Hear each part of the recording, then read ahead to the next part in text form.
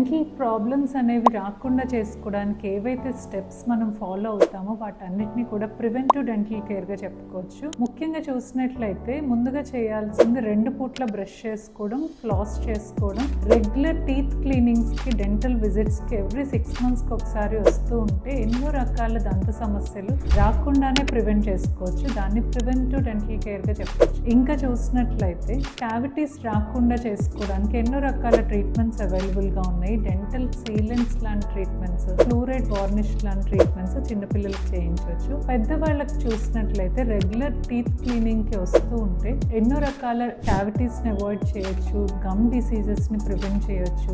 ఎవరికైతే alignment problems ఉన్నాయి, teeth సరిగ్గా అలైన్ అవ్వకుండా ఎక్కువగా డిపాజిట్స్ ఫామ్ అవుతున్నాయో వారికి మనం టీత్ అలైన్మెంట్ కోసం ఇన్విజిలైన్ లాంటి ఆప్షన్స్ని సెలెక్ట్ చేసుకోవచ్చు. ఇట్లాంటి ప్రివెంటివ్ కేర్ వల్ల మనం ఫ్యూచర్లో టీత్ని లూజ్ అయ్యే కాంప్లికేషన్ నుంచి బయటపడవచ్చు, టీత్ని ప్రొటెక్ట్ చేసుకోవచ్చు.